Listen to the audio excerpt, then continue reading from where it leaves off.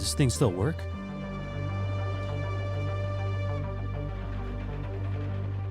Is it on? It's on? It's just me. Oh.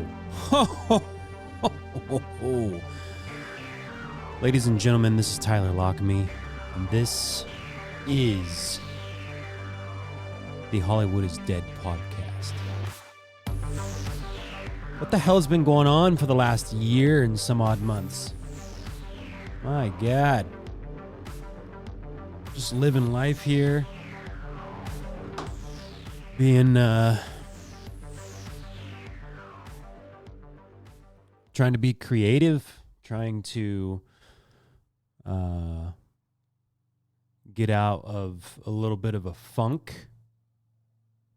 And it's a weird funk because when I last signed off of this podcast, we were in the beginning stages of pre-production of The Dresden Sun, starring Linus Roach, Stephen Ogg, Richard Blackman, Samantha Wynn, Christina Ricci, Minu Suvari. It's amazing. It's truly mind-blowing.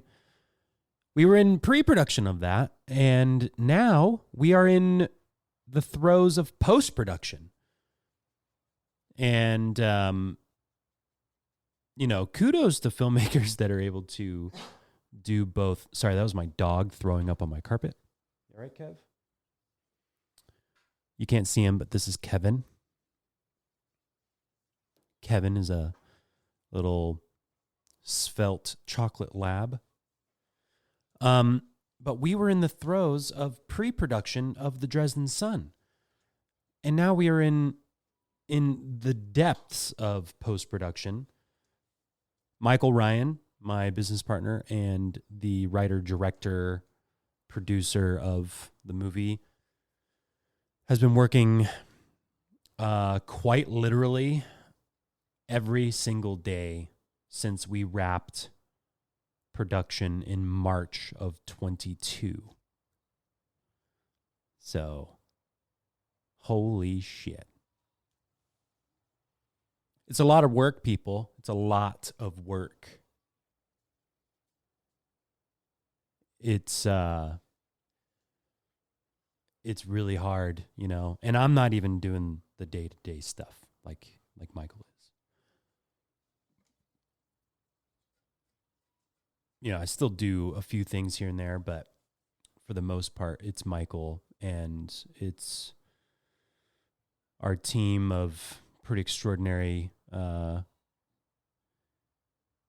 don't even know what you call it, CG artists, compositors, everything that goes into turning green screen into a beautiful final product. God, man, there's so much that I would like to unpack, and I feel like it's going to come flooding back to me. The last few months, the last year, if I'm being quite honest, I've been kind of in the throes of kind of a post-filming depression, if you will. Right after filming, I gained like 40 pounds. I just ate and drank everything, It's so funny because on set, I handle everything I'm very proud of myself, how I'm able to handle the stress of production and whatnot. It also helps to have an amazing team. I was not the only person doing the vast majority of things, but a lot of decisions came down to me and Michael.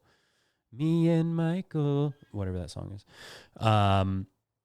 And didn't feel, felt super confident, super like we were going to get this thing made. And we did. We got everything we wanted and more. But afterwards, when you're able to just sit in a chair and everything kind of comes flooding into you, I feel like it's a little bit of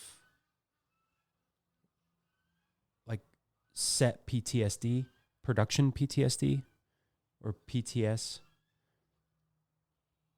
Um, so just been kind of dealing with that. You go through a heightened period of so much stress to where we got the hard part out of the way, and now it's just going to be time and effort to get through the post production process. That for me, it allows me to kind of sit there and think back on, the way the way things went down. And I think on every film set, this industry is so fraught with leeches and sharks and all things of people figuring out an angle to take advantage of you, that, man, I really started to dwell on sort of those things that happened.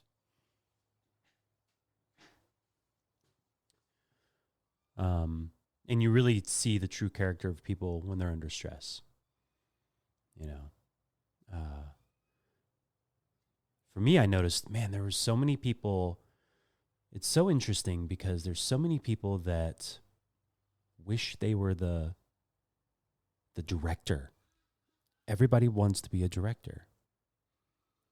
And you see people that are really living a life that they are not proud of. They're not happy. You have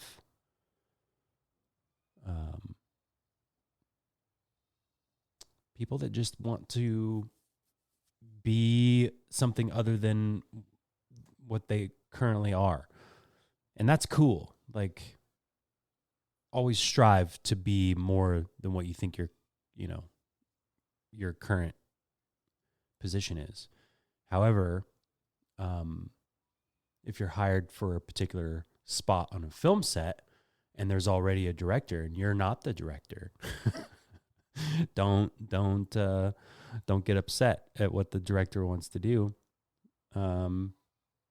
If he wants to shoot certain angles, or if he wants to take artistic liberty to tell his or her story.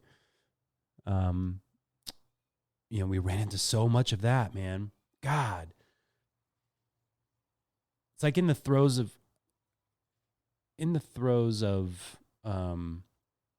trying to accomplish something mighty, whether it's making a movie or starting some other business or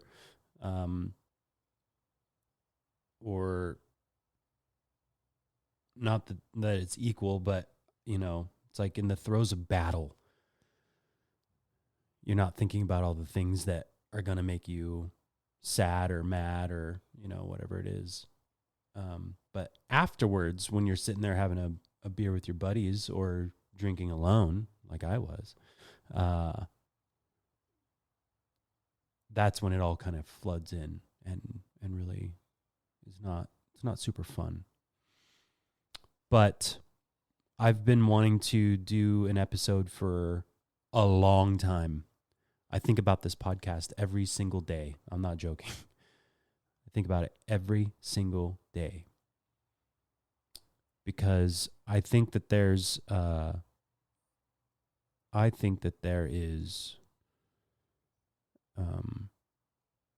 something here that was being built that is really, really cool in the sense of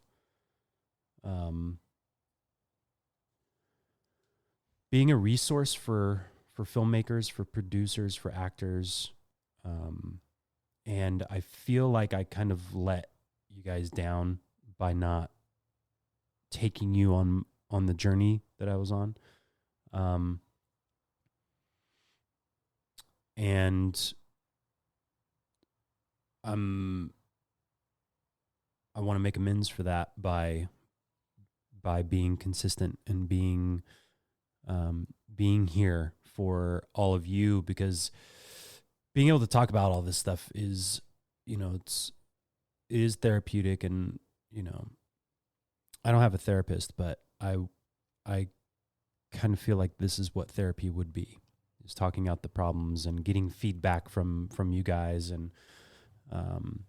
and just continuing on, because shit's hard and we still have to do it anyways. So, recording a podcast is probably the easiest part of all of this. But yeah, I've just really missed this, man. Let's see.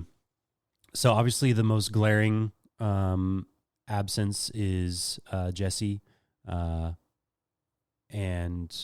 I think, I don't know. I'm not going to go into details there, because I truly, honestly do not know. And I'm not going to get into the details of that. I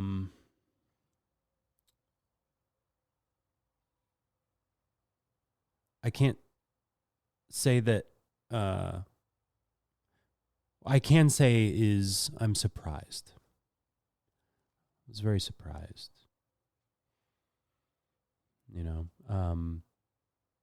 We had originally come together to do this podcast, and she was a really cool motivating factor to actually start it, because I have an issue with starting things. And I have a lot of cool ideas, but actually doing them is insanely frustrating for me. And so all credit due to the fact that she really did help kick this thing off, which is super, super, super cool. And who knows? Maybe one day. I don't want to rehash stuff. People go their own way. They do their own thing. And I only wish the absolute best for her, for everybody. It's no mistakes about that. So, it's all good. I'm going to keep doing this podcast. I really want to get into the mind of filmmakers. I want to get into the mind of actors. I want to act more. That's my passion. Producing was one of those things that was a necessity. I've been listening to, I've been going down the rabbit hole of Jim Cummings, who's a writer, actor, director, editor, all around, a one-man studio, if you will. Even though, obviously he has a team, but the guy has the right idea. Jim Cummings has the right idea. I would love to talk to him, pick his brain about how he's going about doing the stuff that he's doing. He has a few movies. He's got Thunder Road. I'm trying to think of this off the top of my head. I'm staring out the window while I'm doing this podcast, so no computer or anything like that. Just wanted to just do this, or else I'm never going to do it, right? So, he's got Thunder Road, which was originally a short film that ended up winning Sundance. And he was able to then go and make the feature version of Thunder Road. I think most recently he had the beta test, which I have not watched yet. And then he's got The Wolf of Hollow Creek, or Creek's Hollow, something. It's a horror movie, a werewolf horror film. And he mentioned in a few podcasts, but one in particular that I was listening to most recently, that the future of filmmaking in the indie world is, you really do have to be able to do everything. You have to. if you're, I think I'm paraphrasing him. If you're waiting for a studio to come along and fulfill your dreams, you're going to be wasting decades of your life. And God, I feel like I did that. I truly do. I feel like I was waiting for something, and thank God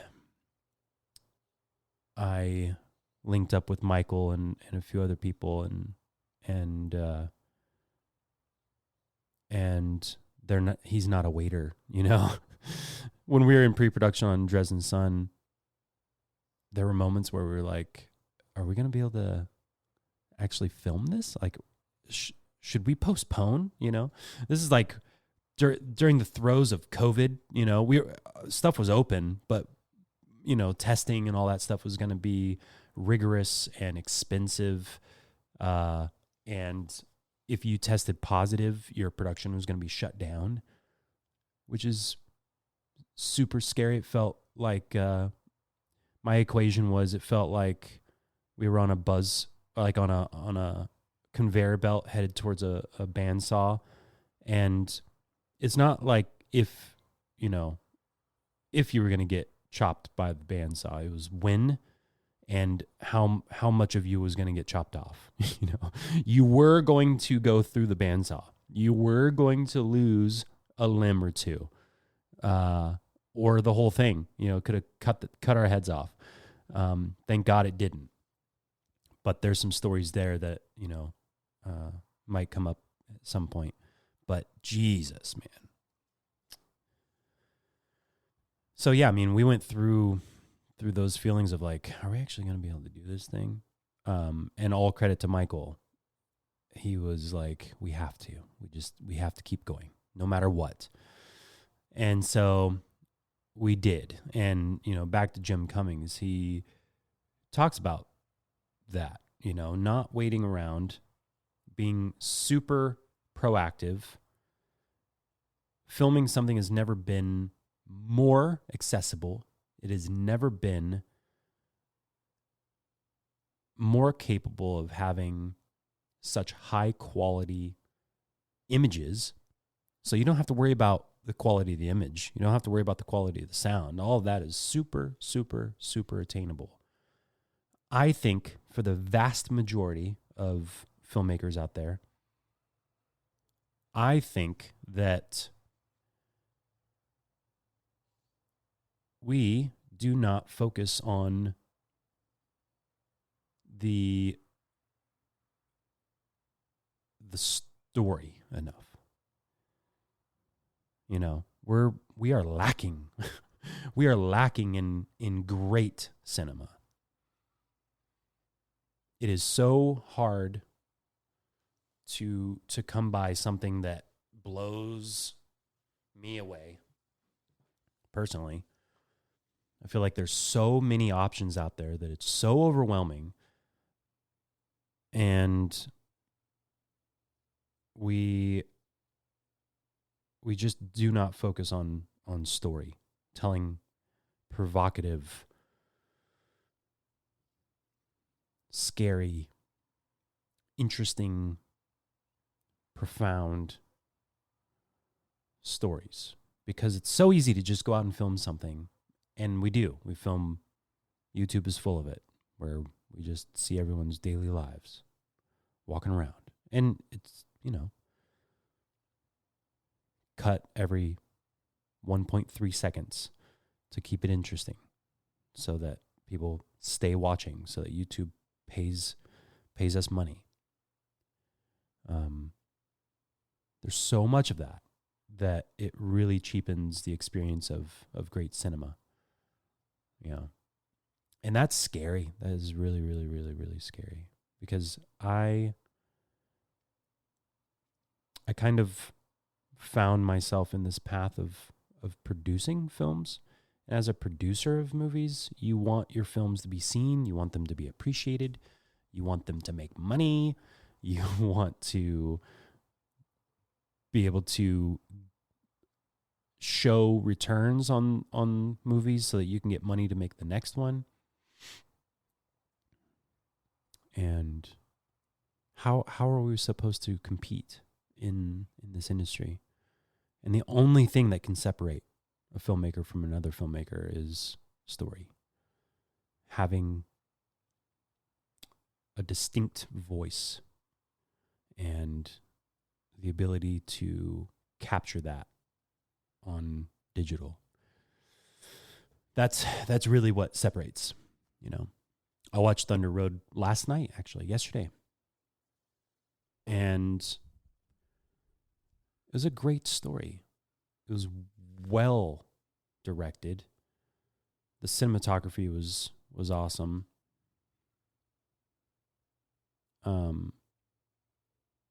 It looked like the type of movie that I would want to do. You know, like I would be so proud of that. And, you know, it's not cheap. I'm sure they spent a few $100,000 on it, you know, but there was no crazy special effects. It was all story. And Jim stars in it, and I think knocks it out of the park. I can see why the short won. He's a huge fan of Alfonso Cuarón and Children of Men. He said his favorite movie was, his top three are Children of Men, number 3, Children of Men, number 2, and Children of Men, number 1. And he's a huge fan of the one shot, you know. And so Thunder Road actually opens up with this just killer performance of a one shot. It's like 13 minutes long. And I just think that's so brilliant. Like, it was so well done. So well done. It was, you felt bad for the guy. You laughed at him. And he's giving a eulogy at his mother's funeral. And it just kicks the whole thing off pretty spectacularly. But it just, I don't know, kind of, I told my wife, and she's so tired of hearing me say, like, oh man, I think I'm back. And then I'm not back, creatively. And so I told her the other day, I was like, I think I found the model of the type of filmmaker I want to be, you know, Jim Cummings, because it's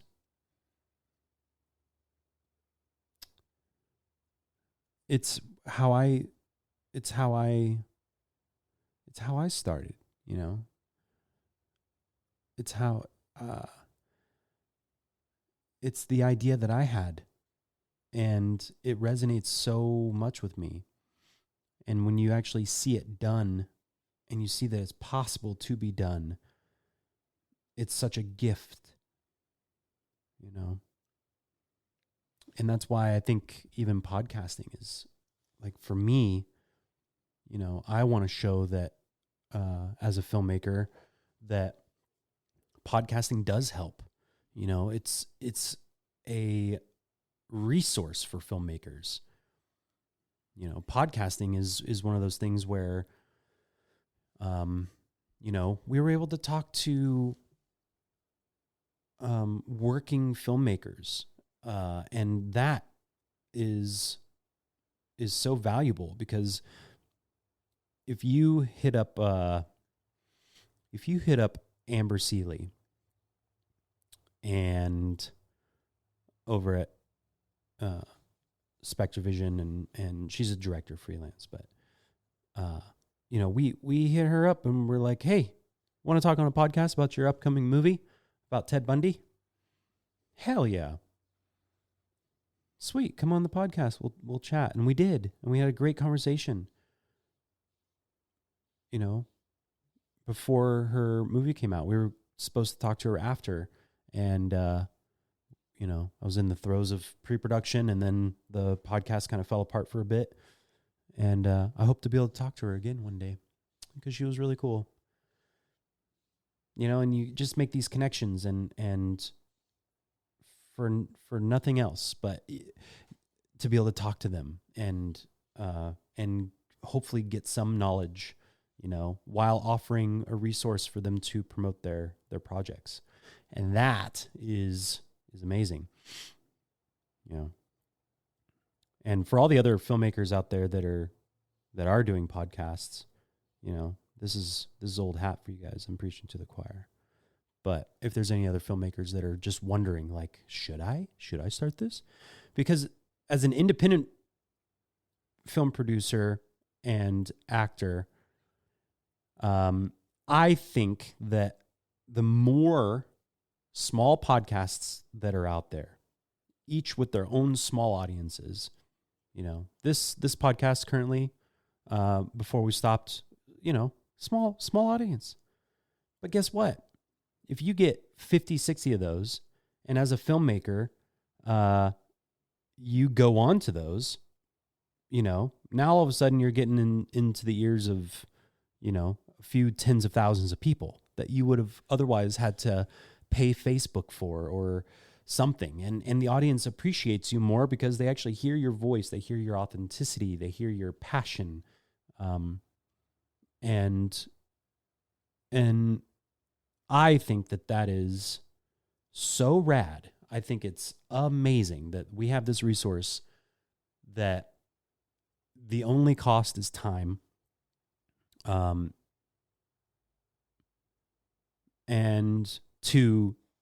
only cost to the guest is time. They don't have to pay to be on the podcast, and the podcaster does not have to pay for the guest. It's a symbiotic relationship, and I think that's just amazing. I love it, and that's why I've missed this podcast. I've missed hearing feedback. I've missed the excitement of having a really cool guest on, and to tell you the truth, I wasn't even expecting to record a podcast today. I just came out into my office, and luckily last week I had set up my podcasting equipment, and I sat down today, and without even thinking, I just put a SD card into the Rodecaster, and I pressed record, and that's when I tapped on the mic and see who all is out there. Yeah. Oh, but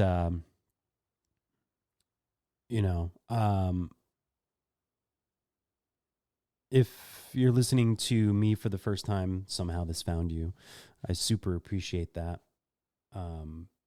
Please subscribe to the podcast. Let me know that you're out there. That's the other thing. That's the only cost to you guys. Let me know you're out there. Hit me up on Instagram, Official Hollywood is Dead podcast, or Official Hollywood is Dead on Instagram. And we're on Threads as well. Not so much on Twitter anymore. That place kind of went to shit, to be honest. I used to be able to rely on at least, not that I would look for certain people, but there was a sort of filtering that was natural on Twitter before Musk democratized or capitalized the blue checks. You used to be able to really tell quickly who might be an authority figure, who might not be, and what's the importance of an authority figure. Well, you got to know who to look up to, or at least you got to know whose voice is leading in a particular subject, whether you agree with it or not, and so there was just, it's very, very, very, very cloudy over there, and it's not cool. Thread seems like somehow way more positive. Seems like people are sharing more positively, and that might just be because it's mainly friends, and I don't have assholes as friends, so I'm seeing a lot more positive stuff, whereas Twitter was kind of the Wild West a bit, even before Musk. But if you are on Twitter, you can certainly find me over there.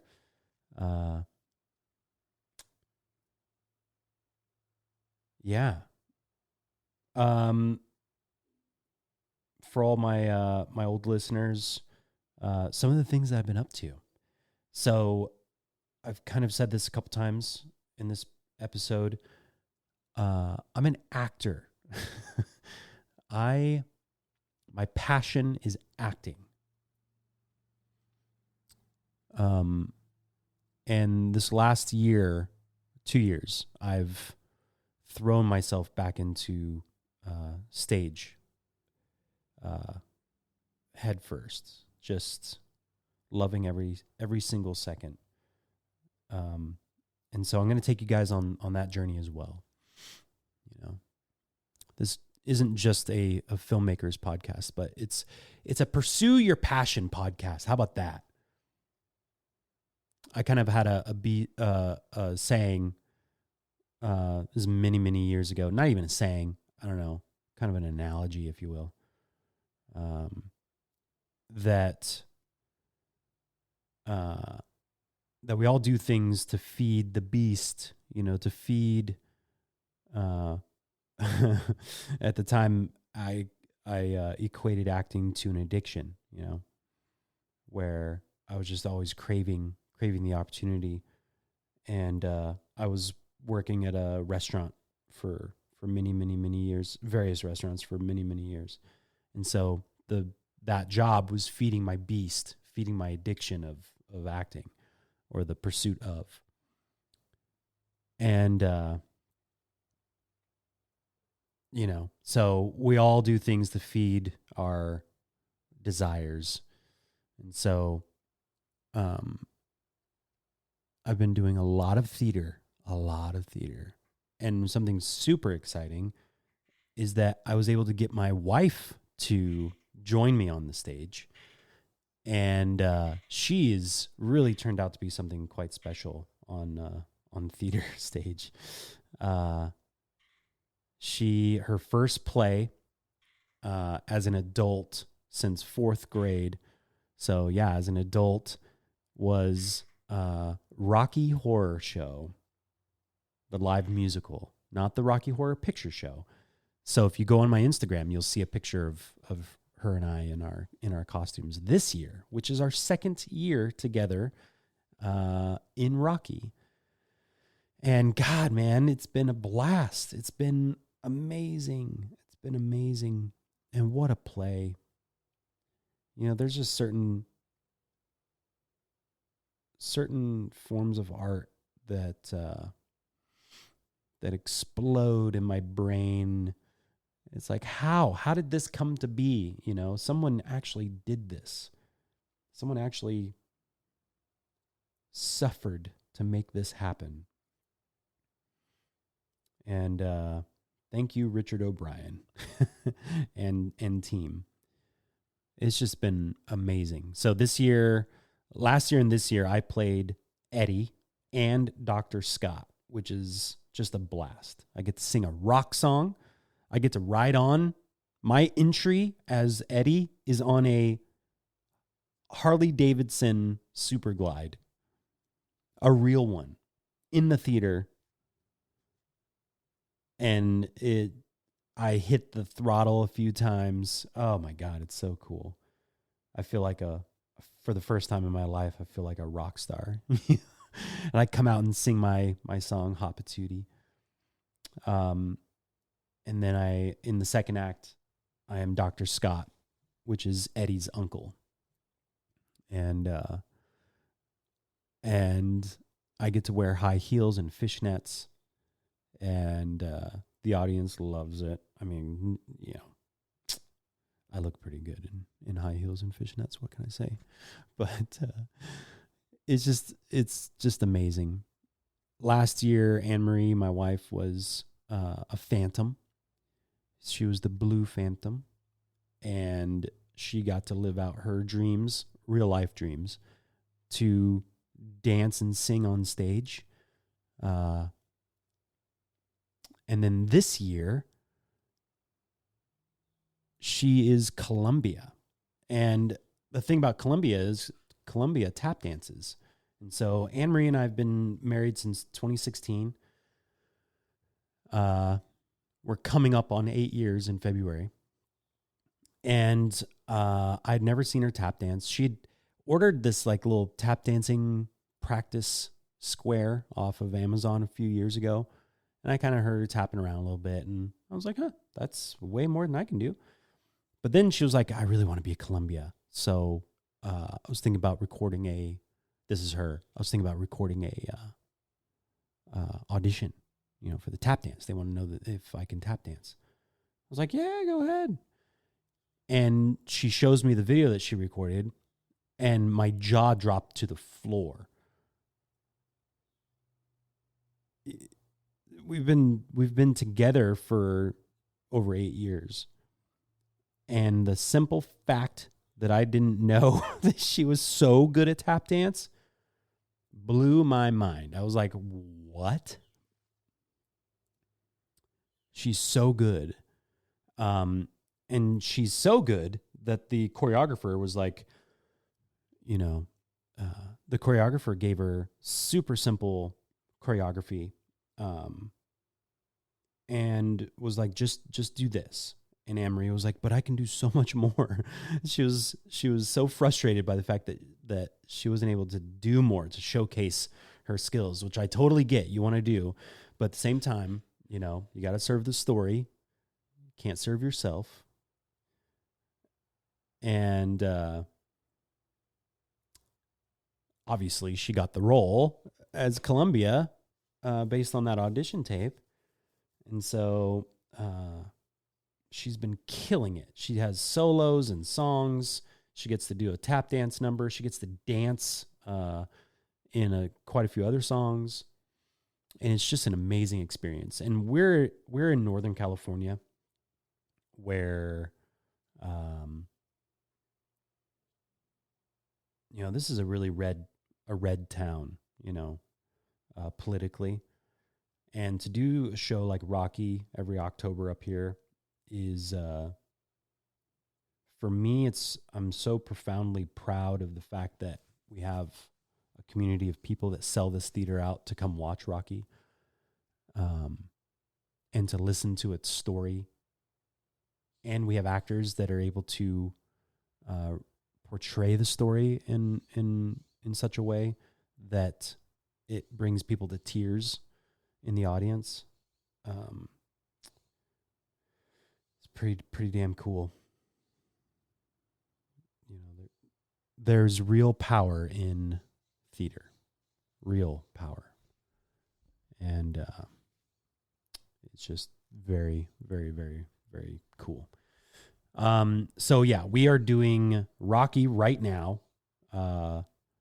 We do shows Friday, Saturday, and then next week we do Thursday, Friday, Saturday, and then the week after that we do Thursday, Friday, Saturday, but we close on Saturday. So we're doing that for the next 3 weeks. I'm also in there's a theater up here that's run by a Southern Oregon nonprofit. It's called Cascade Theater. And every year they do a Christmas show. And so this year, the show is written and directed by a friend of mine, Lizzie Stockson. And I was very lucky to be chosen to be Jack Frost in the show. And I'm very, very excited about this. To perform at the Cascade Theater has been a bucket list of mine, an item of mine for a long time. And because it's like the biggest, most central stage in Northern California, in Redding, sorry. And I've seen so many different shows on that stage. I got to meet Dana Carvey there. I got to see people that I really admired that were local actors, and I got to meet them and be friends with them, but I'd never been able to be on stage with them. And so there's a few people in this particular show that I'm just so happy to be working with. So I'm in rehearsals for that. And that goes up the day after Thanksgiving for 2 weekends. And God, it's going to be so fun. So fun. It's another musical. And the talent that we have in this town it astounds me. We're not a big town. It's under 100,000 people. And the fact that there's theater groups around that I never knew existed, dancers and singers I never knew existed. It really surprises me. So I got to meet a few of those folks, which is rad. And really excited about that. So then right after Cascade wraps, I start rehearsals again for another play. I told you I've dove into all of this head first. I am rediscovering my passions here. And I'm very fortunate to be able to do it, because it's a huge time commitment and it's all voluntary. I'm not getting paid for any of this.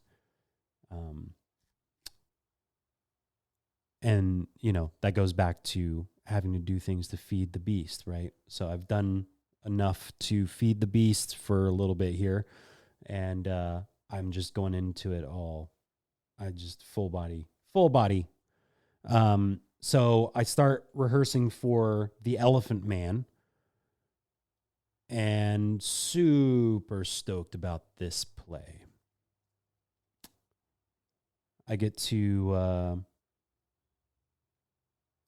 It's a straight drama, I always find comedy in little hints here and there, but straight drama, I haven't done one of those in a long time.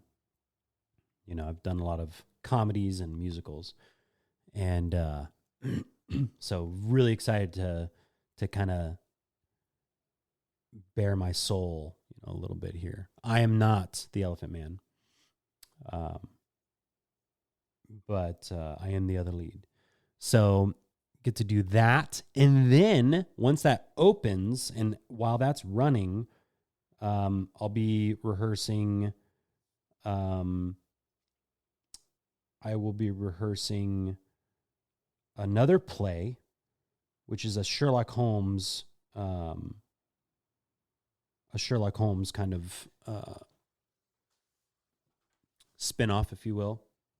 And for some reason, how am I forgetting the name? It's so obvious. Oh, Baskerville. That's what it is. Sorry. Started to look it up, but thought of it before I found it on Google's. Baskerville, which is a comedic version of the Hounds of Baskerville. So super stoked about that. And that will take me into about May of next year. And hopefully Hollywood is reopened and SAG has settled their strike. And then I would like to pursue some commercials. Feed the beast. I'd like to pursue some commercials. I would like to pursue some television. I'd like to pursue some feature films. And I would also like to promote the Dresden Sun. So all super, super fun, cool stuff. I have a few people that I would love to talk to on this podcast again. And it's kind of always the hardest part because, I have a watch list on Amazon, and it's of films that have like less than 10 reviews or less than 50, like less than 3-digit reviews. So less than 100 reviews on there. And because I want to find the gems, right? I found I found Butt Boy because of, it might have been Matthew Wade that we talked to. Um, Somehow Butt Boy came up, and I watched the preview of that and blew me away. Watched it, loved every single second of it. I've watched it a few more times since. I shared it with people, and it's just been a source of a lot of joy for me. And I hit up Tyler Cornack, who's the director and writer of it and lead actor in it, and was able to talk to him, and that was just amazing. That was really, really cool, and I super appreciated his time. Somehow we found Fried Berry, and directed by Ryan Kruger, and we were able to talk to him. And I've shared that one with people, and it's super fun to get reactions from people based on some of these films. Same thing happened with Greasy Strangler. I have a text thread that's called the Hootie Tootie Disco Cuties, and it's our movie night text thread.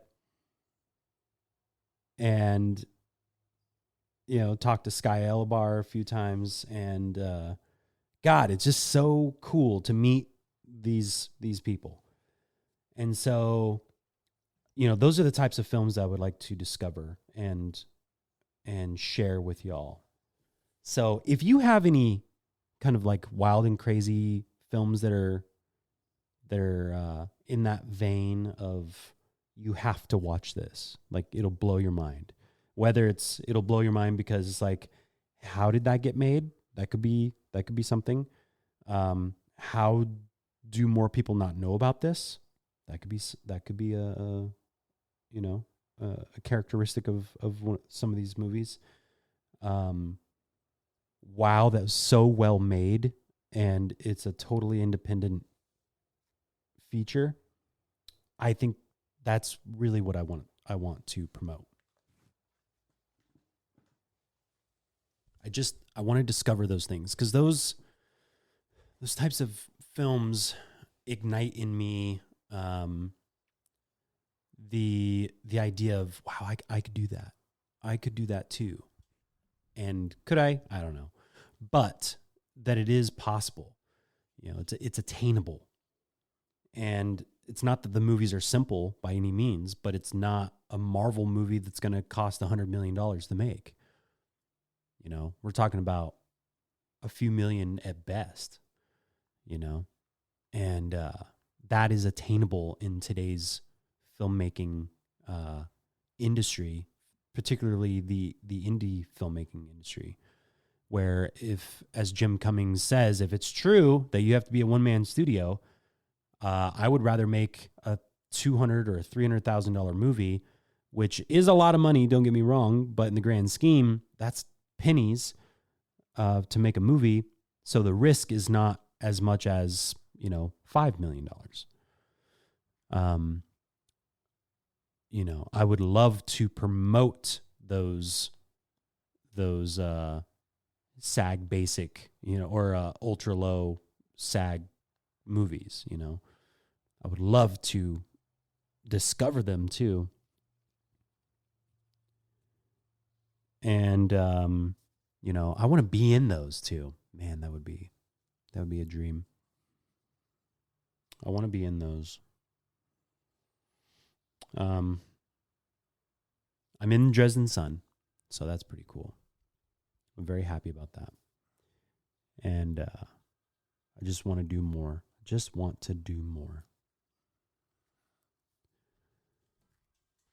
Yeah. So if you have any recommendations, please hit me up on Threads, Facebook, Instagram, official Hollywood is Dead. You'll see the graphic that Mark Vega made for me. Darkened Mood is his Instagram.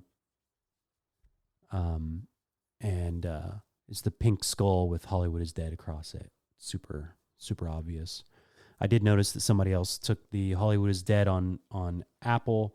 So I'm going to see if I can upload this as Hollywood is Dead. We'll see. Because they are not Hollywood is Dead. They are something else. Wonderland Films or something. So no disrespect to them. You know, it's all good. I could care less. It's not like I've got millions of dollars riding on this thing. I'm just trying to tell cool stories, man. And connect with rad artists. If you have any musicians that you want interviewed or directors, actors, writers, I'm down to talk to everybody. I just want to meet, connect. I would love to, network people together. And it's something that I do enjoy as a producer. I like to connect people.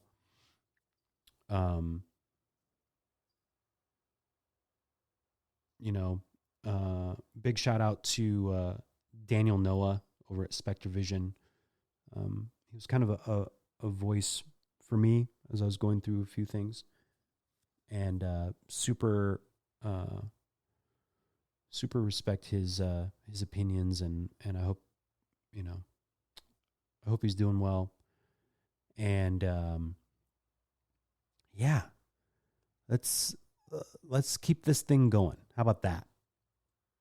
You send me some suggestions, which takes a little bit of my brain power, kind of relieves me a little bit. Being a bit ADHD, I tend to jump around or dwell on certain things and then quickly lose interest. So if I know that there's interest out there from other people, then I will definitely, I promise you, I'll make the effort to bring that to you. But otherwise, you're going to have to rely on me hitting up these crazy ass filmmakers, and I will. I have a whole watch list. I'm going to be going through. I'm going to be hitting them up and seeing if they want to come on the podcast and just kind of talk about the origins and so people can get to know them, and again, promote their project. And so if you're a filmmaker out there that's like, should I start a podcast? Fuck yeah, dude. Do it. Talk to all the filmmakers you can. Talk to the actors, the writers, the directors, everybody, producers, all of it. It only serves to help the filmmakers and the interviewer. So I'm really excited. I'm so happy to be back. Typically, these episodes will be about an hour long or so. So not too crazy on intros anymore. So just want to get into it. Hell yeah. Thank you guys for listening. I missed you guys. Pretty cool. I'm really happy to be here. And looking forward to more. All right. Talk to you guys later.